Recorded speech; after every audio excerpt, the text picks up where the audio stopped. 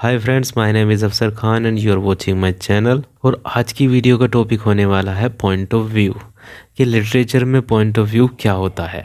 खासकर ये video CCS university BA first year English के सिलेबस के लिए है। So now let's start the video. Point of view होता है कि कौन और क्या चीज़ स्टोरी को सुना रही है। कोई करेक्टर है, कोई नरेटर है, कौन स्टोरी को सुना रहा है, उसे कहते हैं पॉइंट ऑफ व्यू। या फिर कह सकते हैं कि जो राइटर है वो कोई भी स्टोरी लिखता है और वो इस स्टोरी को किसे चुनता है सुनाने के लिए। और पूरी तरीके से पॉइंट ऑफ व्यू डिपेंड करता है कि कौन स्टोरी सुना रहा है। बहुत सारी स्टोरी हमने देखी होंगी या पढ़ी होंगी या फिर हैं वो कि उसमें प्रोटोगनिस्ट जो होता है, मेन हीरो जो होता है, वो स्टोरी सुनाता है या फिर कह सकते हैं स्टोरी नरेट करता है। ओके।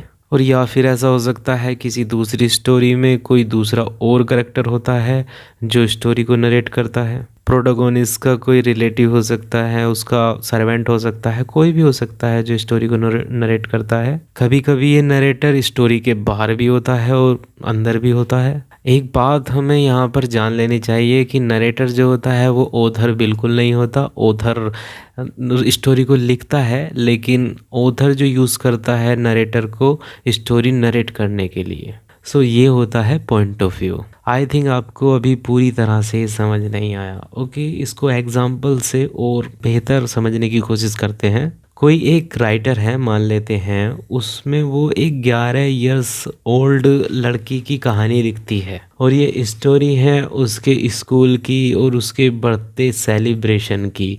और वो स्टोरी वही 11 साल की लड़की सुनाती है। मतलब ये स्टोरी उसी 11 साल की लड़की की खुद की कहानी है जो वो खुद सुनाती है।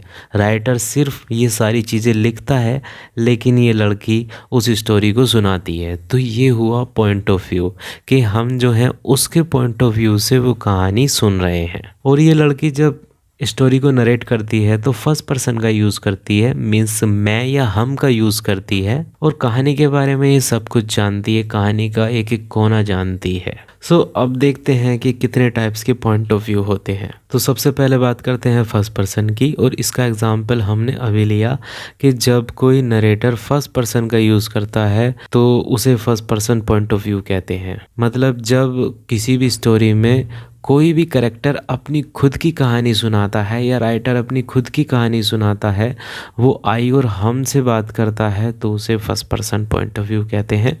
इसके बाद में आता है second person point of view. जैसे हमें पता है कि सेकंड पर्सन क्या होता है, सेकंड पर्सन होता है यू। और इस तरह के पॉइंट ऑफ व्यू में क्या होता है, कोई भी स्पीकर होता है वो सेकंड पर्सन से बात करता है, यानी कि यू से बात करता है।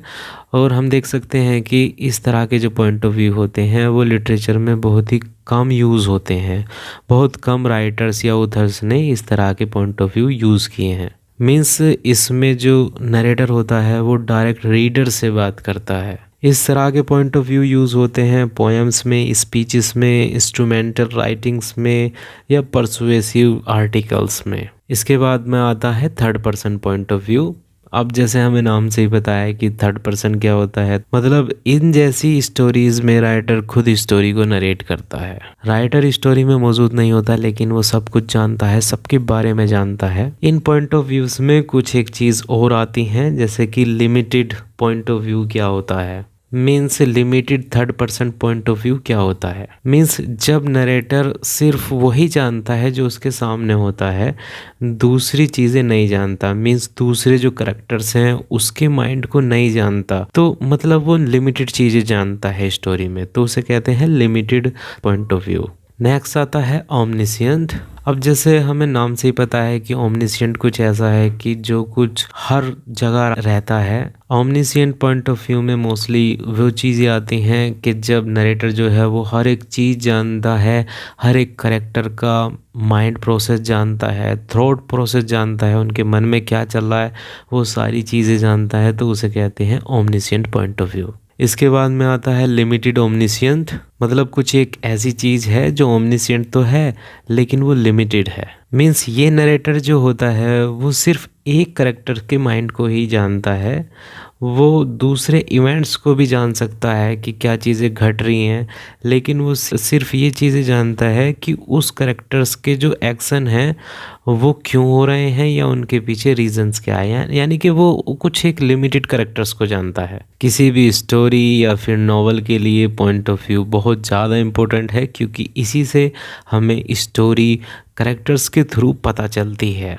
उसकी फीलिंग, उसके एक्शंस, हमें सब कुछ पॉइंट ऑफ व्यू से ही पता चलते हैं। सो यही सब होता है point of view. So I hope आपको ये वीडियो पसंद आई होगी। अगर ये वीडियो आपको पसंद आती है तो आपको पता है क्या करना है। And thanks for watching us. Have a nice day.